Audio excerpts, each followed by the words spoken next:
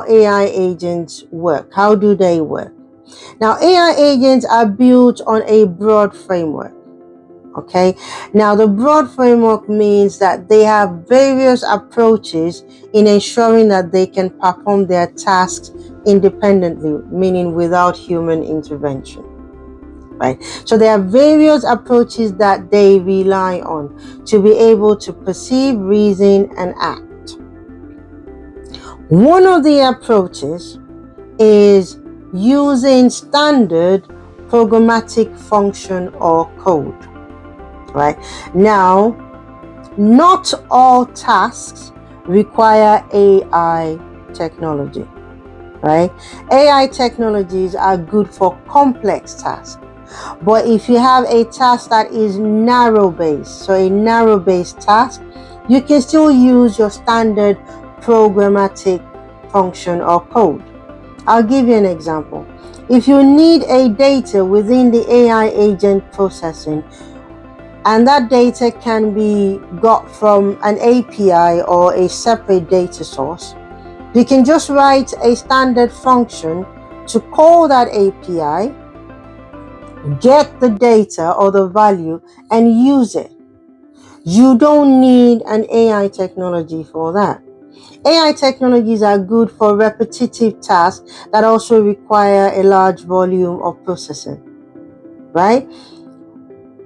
For simple tasks or narrow-based tasks, you just use a standard programmatic function or code.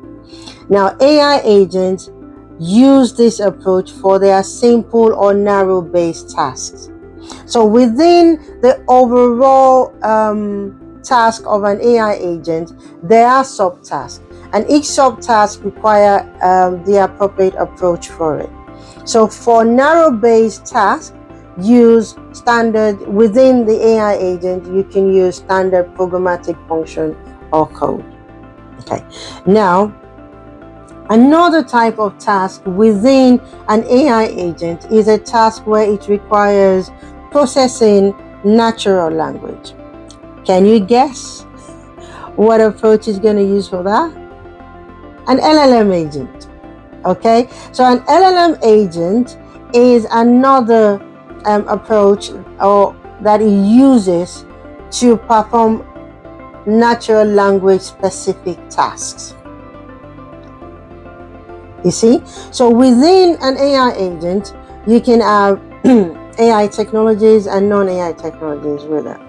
Okay, so we've seen that it can still use standard programming function or code, and also it uses LLM agent for natural language based tasks.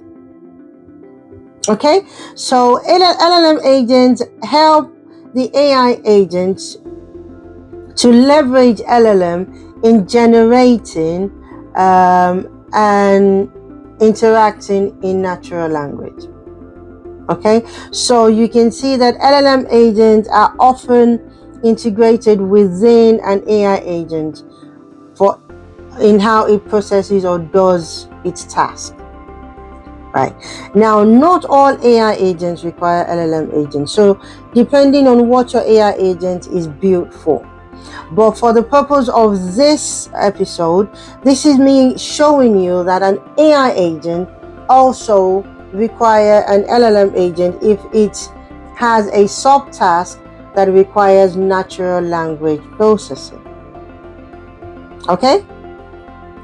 Now, other approaches that it can have is, say your AI agent requires, say, image classification, face detection, or face recognition or object detection. You can use a non-LLM agent called computer vision model agent, right? So there is a computer vision model, which is an AI model separate to an LLM model, which is a large language model. Now, that model can be used to perform any image detection or object detection within, or image classification function within the AI agent. So as you can see, AI agent is a broader framework that uses all types of agents, not restricted to LLM agents. And it can or cannot It can use an LLM agent or may not use an LLM agent, depending on what it's built for. So an AI agent is a broader framework of agents. So when we say agents, really what we mean is an AI agent. Where I think the confusion comes in is because most of our AI-driven applications right now are built on LLM agents, or built using LLM agents, because a lot of our advancement is around LLM at the minute. People tend to, especially when they get to the natural language task within that AI agent, they then refer to the entire AI agent as an LLM agent, and then when they pass that, and then go to, oh, it's an AI agent. So that's where the confusion comes in, where the AI agent and LLM agent are used interchangeably to refer to a certain system. No. The natural language task within it requires an LLM agent, but it is not an LLM agent overall. It's still an AI agent. And as I've shown here with the classification function or image classification function, we have other agents that it can use that are not LLM. So you have the computer vision agent model. Another non-LLM agent that it can use is the reinforcement learning agent. So remember, within the design of an AI agent is the reasoning component.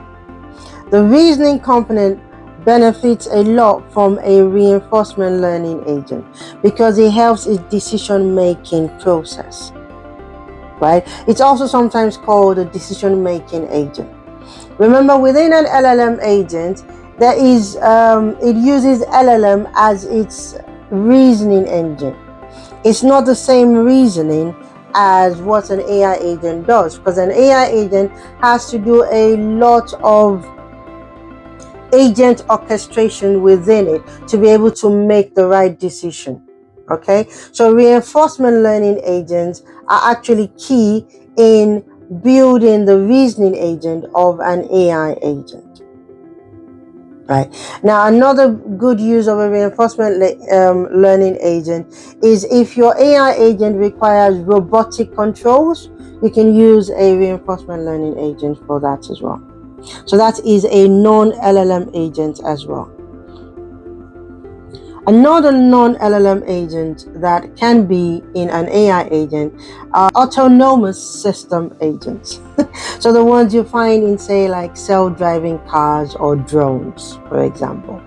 Now, say, for example, a self-driving car in itself is an AI agent. And within that, it uses other agents like computer vision, that's what I want to say.